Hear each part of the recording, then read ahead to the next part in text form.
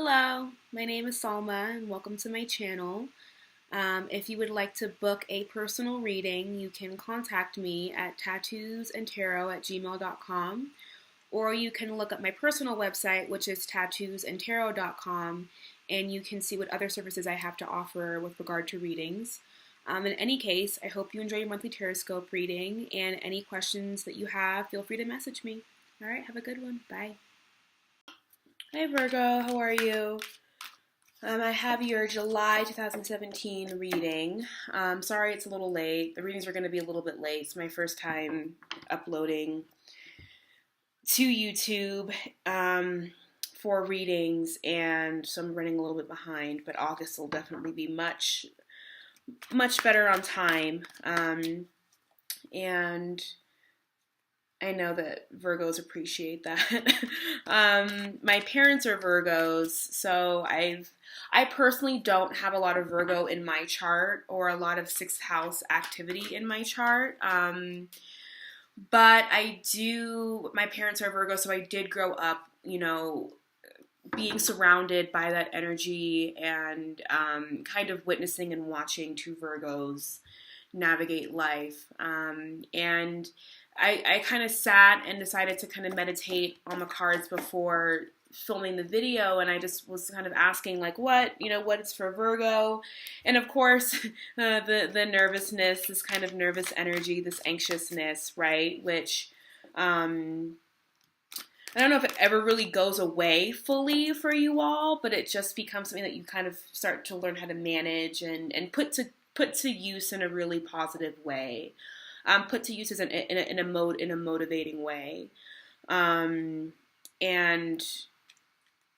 I did a chart for a woman who has a lot of Virgo in her chart, and she was joking about just how nervous and anxious she is all the time, and how she's trying to find solutions and ways to kind of combat that. And so that came up, and another thing that sort of came up was persistence. Persistence and moving mountains was kind of this image that I saw of, like, somebody literally, like, moving a mountain, and pushing through, pushing forward. I also saw someone sitting down in a private space in an office or a room and, like, vigorously writing down plans and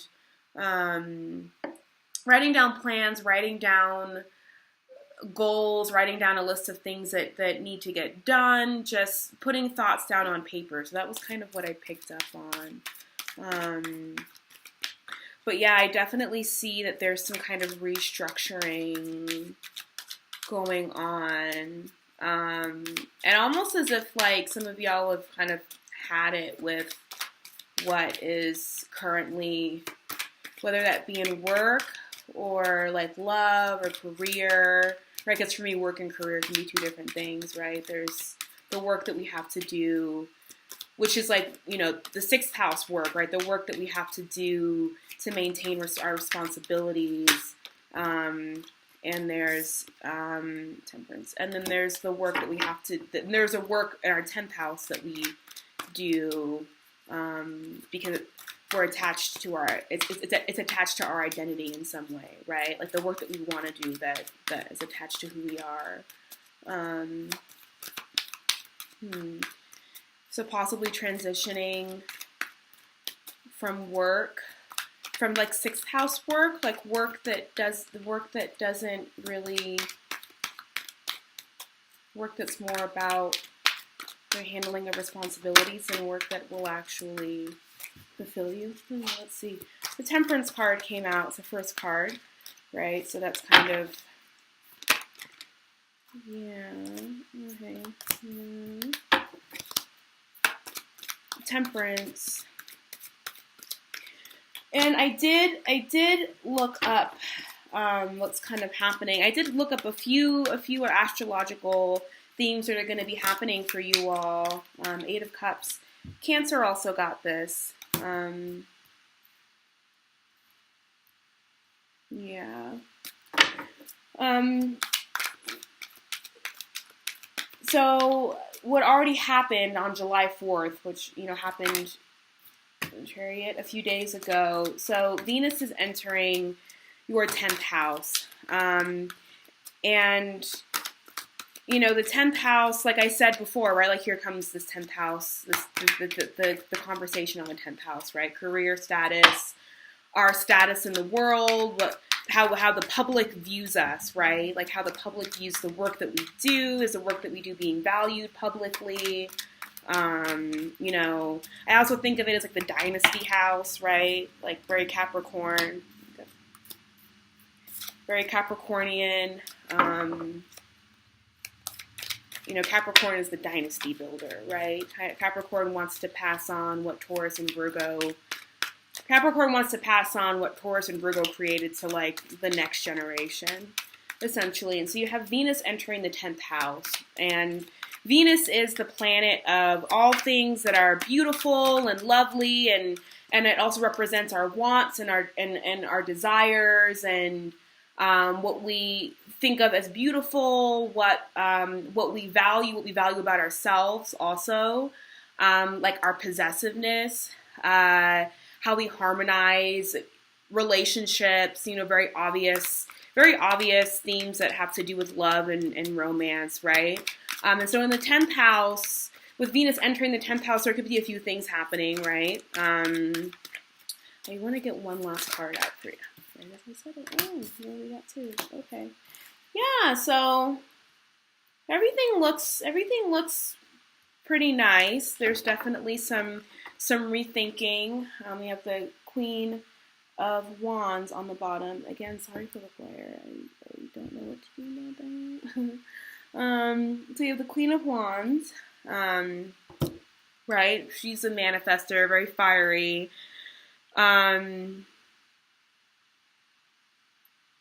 Manifester, fiery, loyal, flamboyant, all the things, right? So I have my notes here. But so when we have Venus entering into the 10th house, we have the planet of things that are beautiful and lovely and harmonizing entering into the house that represents our career and our status, right?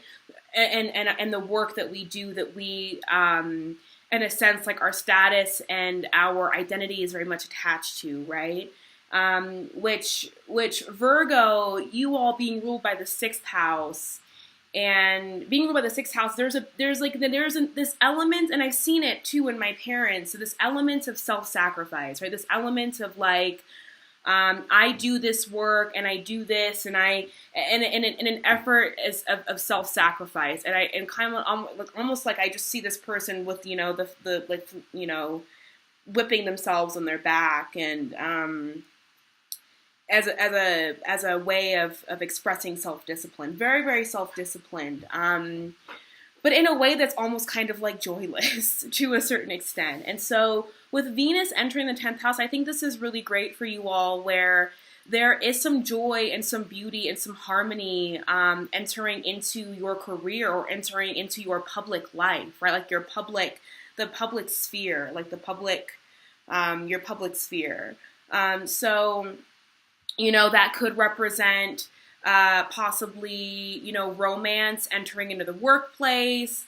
That could represent recognition for the work that you're doing in a really positive way. People viewing the work that you're doing as beautiful. Your status in the public sphere, being, very, very, very valued, and you also valuing your own self. So that's kind of what's coming up for me. And Venus is also going to be in Gemini, which may actually help you out as well, because you and Gemini both share the ruling planet of Mercury. And, but the way in which Mercury shows up for both of you, for Gemini versus Virgo, is also very different, right? Like for Gemini, Mercury shows up in this way of like this exploration of knowledge and this messenger, and, going back and forth between the two worlds, like, right, like the spirit world and the human world, and because that's what Hermes did, the Mercury, right, the god Hermes, he went back and forth between, he delivered messages between the gods and the humans all the time. And then for Virgo, Mercury showing up in this very, like, this finite attention to detail, this nervous energy, this communication of plans, this execution of plans, this desire to just want to maintain things in a certain order. So that is one. So those are two different ways, right, in which Mercury shows up for you both. But Venus is entering into Gemini, right? So you share this mercurial energy with Gemini, right? So that may also help in terms of cultivating more value for yourself, cultivating more value for the work that you're doing, and that's going to happen for the rest of the month for July. Also, what we have happening is Venus is going to oppose Saturn, right? Because Saturn is currently in Sagittarius, and it's in your 4th house. So, so you're going to have this opposition between your 10th house and your 4th house, and Saturn versus, Venus versus Saturn, and that creating some tension between 4th house being your private life, your home life, your relationship with your mother or your more nurturing parent, right? Your typically more feminine parent. It doesn't always have to be the mother that's more nurturing or more feminine parent, right? And the 10th house being representing like the father or like the more masculine parent, the parent that was more so in the public sphere, the parent that might have been whoever went out and was a breadwinner, right? So maybe there might be some tension between, between recognizing limitations within your home life or how your public life puts limitations on your home life, how the lavishness or whatever, Venus being in the 10th house, right? Like whatever luxury or lavishness, right, comes into your 10th house. Like, how is that how do you also need to balance it out with limitations, right? Saturn being limitations. How can that be balanced out with limitations that are being placed in your home life, in your 4th house, and your responsibility and duty to family and to home, and to your roots and where you come from, right? So how are those two things not really lining up? So while experiencing these really beautiful developments in your public life, like how is your home life maybe putting a damper on that or vice versa? So just, being wary of those relationships, being wary of how, you're navigating your home life and your public life.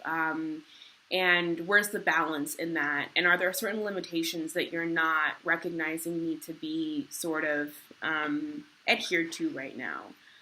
Sorry, it's a little windy outside, and I don't know if you can hear the chimes outside or doors kind of creaking. But anyway, sorry for that extended astrological explanation of what's going on. I'm sure some of you might have already heard this information.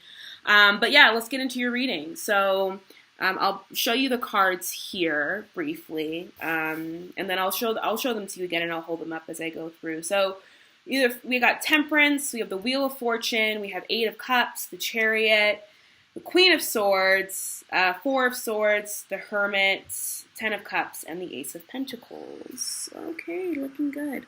A lot of major arcana cards. Some good energies, nice energy. So yeah, you had the Temperance cards. Let's get into this. So we have the Temperance card, and Temperance card representing, for me, Sagittarius card, right? And of course, Saturn is in Sagittarius, right? And Temperance to me also represents where do I have self-preservation? Where do I, have, am I just jumping into things? Like, right, like the Temperance card, this angel here, right? This Sagittarian angel is dipping, one toe in, one foot in at a time. They're recognizing that in order to synergize these energies between these two cups, right? Like, it takes time and it takes patience. You can't just jump into it. And this card popped out as I was talking to you all about, what was I mentioning? I think I was mentioning kind of what was coming up in terms of just seeing you all having some persistence, right? And sometimes persistence requires this very sort of methodical process of like taking these two energies and like methodically balancing them out. And it's like the process of alchemy. It doesn't happen overnight. It's something that takes time, and it's something that requires us to have patience. And Saturn being in Sagittarius right now, like this card definitely carrying that energy of like, where are your limitations? Where are you recognizing where you need to slow down? Where are you reevaluating? And also being more so related to your interpersonal life, like your fourth house, right? Like, where are you taking the time to slow down and realize what needs to be reevaluated and what needs to better be balanced and synergized in your home and personal life? Like what's, happening internally here. And this was accompanied by the Wheel of Fortune.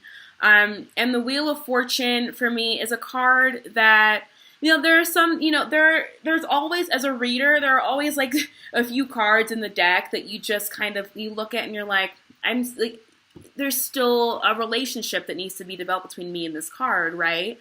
But for me, the Wheel of Fortune, it's not just about, good fortune or good things coming.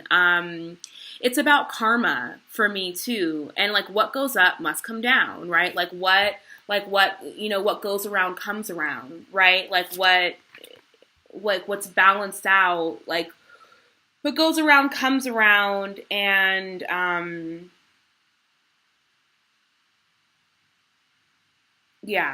what goes around comes around. What comes up must come down. And it's also very much like a card of destiny for me too. So I think there's big work that a lot of you are doing. There's big work that a lot of you are that is within the destiny, right, or the path within or is within alignment with your life purpose. Essentially, is what I'm saying. And with these two together, what it really means is that it's like yes, like there is good luck, and there is there are things that come to us, right? There are things that we just kind of like, wow, that's amazing, thank you. But there's also this process that happens that brings about this fortune. There's this process of patience, and there's this process of allowing things to happen and balancing things out and not rushing into things, that actually allows for a very natural manifestation of good karma, of the good fortunes, of the turning of the tide in our favor, right? Like it doesn't just kind of happen overnight. It's this process of work. And the Eight of Cups, right? The Eight of Cups, meaning that, and Cancer got this card too.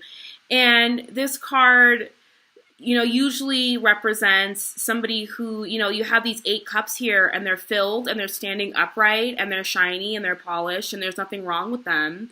But sometimes it's not exactly what we want. Sometimes these 8 cups aren't. It's like, yeah, like I've gotten, it's like, I just heard, be careful what you wish for. I just heard, that, yeah, be careful what you wish for. That sometimes we get the things that we want, but we recognize that like what we wanted actually isn't spiritually fulfilling. What we wanted actually isn't like this angel here. This angel has 2 cups and is absolutely fulfilled and happy, right? Or, I mean, I'm assuming so, right? It's an angel. But this angel only has 2 cups and is incredibly balanced and is incredibly focused on just these 2 cups. Whereas sometimes the 8 of Cups can be a great card in terms of like, walking away from the material side of things and going on a spiritual journey, right? And facing the moon, right? And walking into the unknown that the moon has to represent. And sometimes it can, what I'm picking up on right now is a very kind of 4 of Cups energy of like, be careful what you wish for. You get what you want, and you realize, you actually have the realization, right? That the person in the 4 of Cups, for those of you who are familiar with tarot and like the symbology and the meaning behind each card, right? The 4 of Cups representing boredom or representing, having an opportunity handed to you and not even recognizing or not even looking that opportunity in the face, right? You're just so focused on like what, mediocre thing you have sitting in front of you. But in this card, the person recognizes like, yeah, no, I've gotten everything that I've wanted. And I'm realizing that it's not the spiritual fulfillment that I thought it was going to be. It's not it's not all it was chalked up to be, right? It's not all that it was, it's not all that it was, supposed to, it didn't make me, it didn't fulfill me in the way that I thought it was, right? Right, so yeah, with this Wheel of Fortune card coming in, like some things may be coming in, like things that we've wished for, things that you've wanted may be coming in, but even then, still the recognition that these things that you've wanted may not be exactly what, you realize, right? Like once we have it in our hands, we think the grass is always greener and it's not always. And again,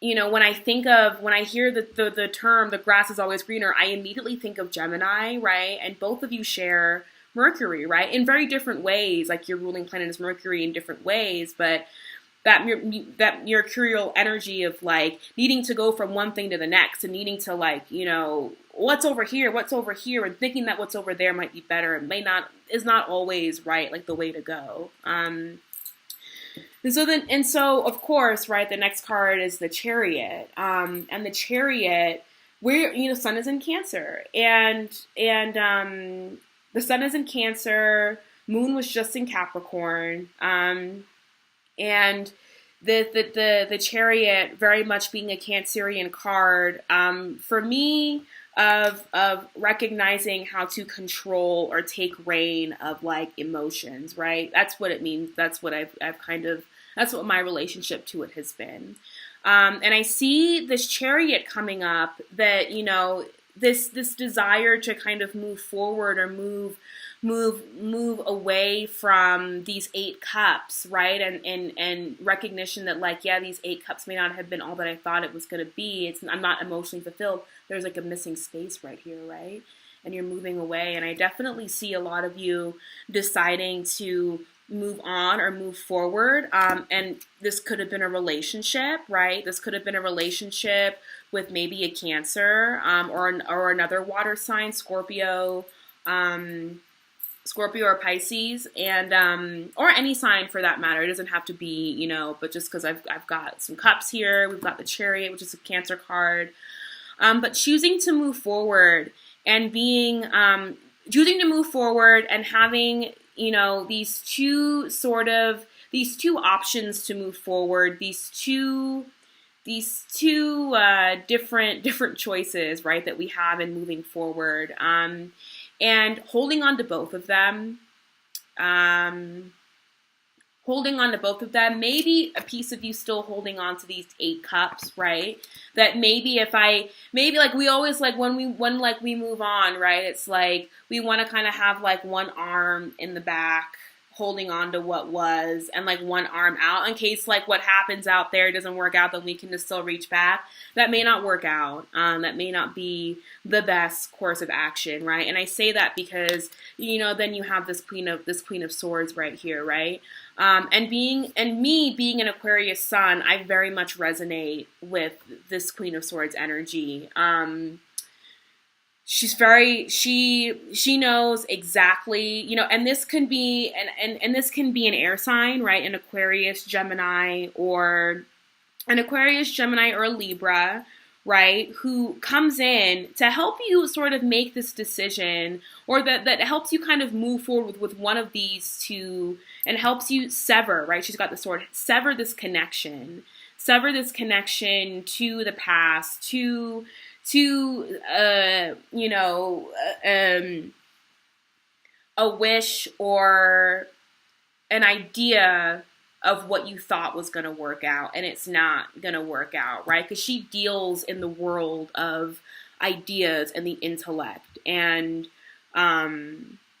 communication and thought and speech. Like that's her realm, right? So helping you get clarity, and this could also be you really also, because Virgos, you all are very, like I said before, I grew up with two Virgo parents, and very, very meticulous, very organized. If you want something to get done, you call a Virgo, right? You call an earth sign, you call a Virgo. Or you can call fire sign, but I call it earth sign, right? Because they'll see the devil. They'll see the devil in the details, essentially. But sometimes, because there's such this overload, Mercury being this planet of information and being this planet of communication and ideas and knowledge and the collection of knowledge, like the absorption of knowledge, and sometimes you all have a very hard. Sometimes there's this sitting on the fence of things, and there's this very difficult, very similar to Gemini, very difficult time making a decision. She doesn't have a problem making a decision. She doesn't have a problem debating. She doesn't have a problem being very clear in what her ideas and what her thoughts are and cutting through the bullshit, essentially. Excuse my language. But this card could represent somebody who, not just an air sign, somebody who maybe has a lot of air in their chart, somebody who is an air sign sun, moon, or rising, but also somebody who is going to help you clear out the bullshit and clear up and get very, like this place is good. This place can be great to be, right? Like I just had this come to mind that the Temperance card can be great, and sometimes we need to have that balance and that, self-preservation. But sometimes it needs to also be balanced with this energy of like, and now I'm going to do this, and I know exactly what I'm going to do, and I'm going to go ahead and do it, and like, I'm going to cut through, There has to be this, we can't stay here, but too much of this, right? And we end up doing way too much of this, right? And way too much of this. But I definitely see either you adopting this energy of this queen energy, right? Like this energy of being very direct, but being very direct, right? She's still a queen, right? She still has some feminine energy in her.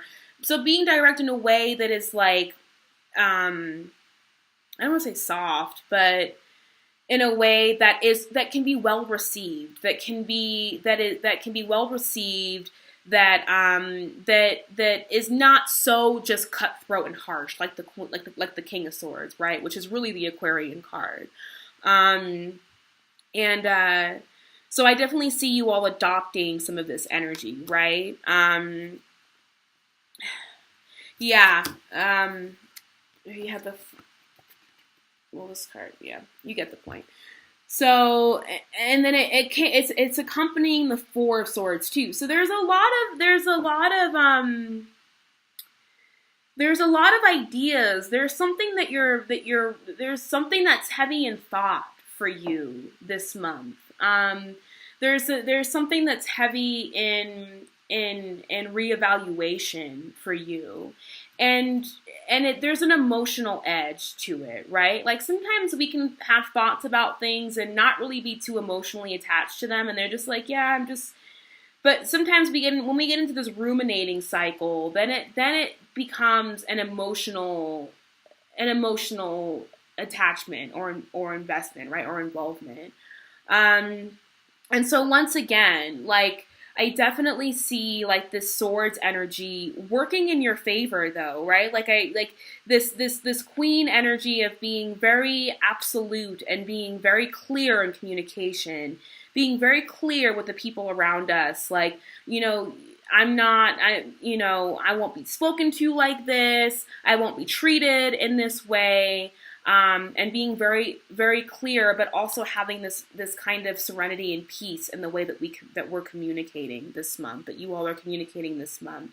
And once again, like the Four of Swords, right? I call it the meditation card. It's just the card where, we need a break, we need a rest, and maybe that's what you come to the conclusion of right, in this energy here, or this whoever this person represents, whoever this air sign is, that a rest needs to be made. And yeah, because now we have the Hermit card, right? So there needs to be some sort of recuperation or rest from something. Yeah, it's kind of all making sense now. Hmm. Yeah. And if you're gonna walk away, and if this is a relationship that's no longer working for you, you can't have one arm back and one arm, like, you can't. It's in my personal experience, it's not in anybody's best interest involved, right? If something's not working, there needs to be very clear communication, and keeping one arm. And while this person in the chariot is very clear about what they're doing, right? When I'm focused, like what I'm focusing on, what's really drawing my attention is these two sort of options, these two paths that can be taken. And this person, right, the chariot commander, almost trying to hold on to both at the same time. And so if this is a relationship that you're walking away from, trying to hold on to one person here and a new person there, or trying to hold on to the relationship and the breakup over here, right? It's not. It's exhausting, and there needs to be a very clear and cut. There needs to be a clear and concise, action as to, like, am I, and this is not for everybody, right? Like, this reading may not resonate with anybody, right? You may have Virgo all over your chart, including your sun sign, and this may not relate to you at all. But, I really want to emphasize that if you're in a relationship, especially that's hurtful or abusive, or is not fulfilling you emotionally or spiritually, and it's just leaving you for wanted, to be okay with walking away, and to be okay with resting, and to maybe being alone, right? I believe the Hermit card is the Virgo card. I apologize if I'm wrong about that. If the Hermit card is not the Virgo card. I've heard it referred to as the Virgo card in the past. But, it's like, I feel like the guy in the Eight of Cups, right? This guy he's going off and searching for what's in the Hermit's hands, right? Like, this light represents enlightenment. And it represents, and everybody always, the Hermit, he's a loner, he's alone, and he wants to be by himself. And yeah, that can definitely be a theme of the Hermit. But I also do recognize that, like, the theme of the Hermit is recognition that, like, I am never alone when I see God. I am never alone when I recognize that I am with Spirit, that I am with God, that I am with Source, whatever your terminology might be for a higher power, or, the energy that is constantly with us, right? This light. Right? So in a sense, the Hermit recognizes that I'm never really alone, because I always have this light. I recognize that I am a spirit in a body. I recognize that I am a piece. I am but one small piece of this eternal, spirit, God, higher power energy, right? And that this process of meditating, this process of taking a break, this process of being alone, this process of really just allowing yourself to recuperate, from, the events that have just happened. Because sometimes the Wheel of Fortune can represent things that come upon us, and we're just like, whoa, like a change in events, a change in things that just came abruptly, and a change of things that happened abruptly, but maybe it wasn't so welcome. Maybe it wasn't like the greatest change in events, right? That was in your highest good or best interest. And maybe this is what's in your best interest, right? And the hermit, you know, is the hermit searching for, the hermit's also doing, like I said before, is doing, right? Like the guy in the Eight of Cups, he wants, the person in the Eight of Cups, they want what the hermit already has in hand. And I see that, you know, I see this process of like recognizing that light. I feel like what the hermit is looking at and here is like these two, is like the Ten of Cups and the Ace of Pentacles. This one they both came out together, but you know, the Ten of Cups, right? And it's like those spots that were missing, right? Like this empty space here, maybe this empty space here, it's filled in now, and you have this, right? It's like this kind of the fulfillment is happening. And for me, the Ten of Cups it can be the physical manifestation, right? Like the bringing of these cups, the gifts that these cups have to hold and offer, like the actual, like, here they are, here's what's happening now. But it can also represent an inner, like the inner recognition of the inner abundance, the recognition that like, I am always abundant, right? I am always, always abundant. Even if I didn't have this person here or this person here or these kids or this house or this little body of water, or like I am always abundant, right? Like, and I get to share my abundance. These people aren't abundant because they have one another. They have one another because they're already abundant. Like this is like the coming together of the abundance of recognition that I'm so abundant. And then in that recognition of I am so abundant, attracting the very things that we want, attracting the opportunities, the handing over of the things that we want, like not only emotionally, right? Like not only the emotional fulfillment, but the actual physical manifestation of opportunities, of things that we've wanted, of new pathways, things leading to new pathways. Just, yeah, the creation and the manifestation of new and beautiful opportunities, that, you know, you may have to get there by doing a little bit of this and a little bit of this, you know, and that maybe this, you know, this wheel, maybe, you know, just the Wheel of Fortune way of things, you know, coming in, it didn't work out for you, right? Like something happened, you got what you wanted and you realized it was not all that it was chalked up to be. Yeah. And so this taking of the time of really recognizing like what is it that I want? Let me really think about that. And how do I recognize it within myself, right? Like, how do I get to this place of recognition that I'm always abundant? So yeah, and I think definitely lining up with the theme of Venus in the 10th house, that yeah, like things may be coming through a lot easier. But then you got Saturn in your 4th house, and maybe those things really just aren't. Maybe those things aren't really fulfilling you in like personally, interpersonally. Maybe the things that you're receiving in your public world, in the public 10th house world, aren't really fulfilling you in that 4th house sense. There needs to really be, and like this wanting to hold on to both the 10th house and the like, wanting to hold on to both my personal and my public light, and like I'm not letting go, I'm not changing, I'm gonna go full steam ahead with what's happening, but there needs to be this actual cutting out, right? Like this Saturn limit, you know, about limitations, cutting out what's not necessary, you know, having us really reflect. And be patient and be slow. So that's kind of, that's what I'm picking up on.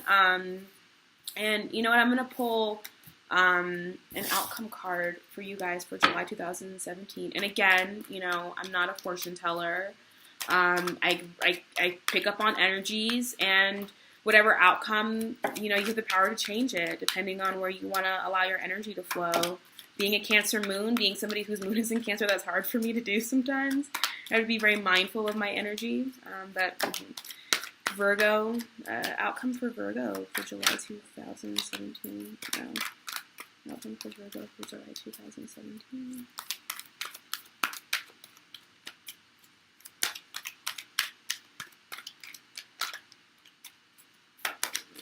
July 2017. Yeah, the Hanged Man. Again, it's like, you see the light, right?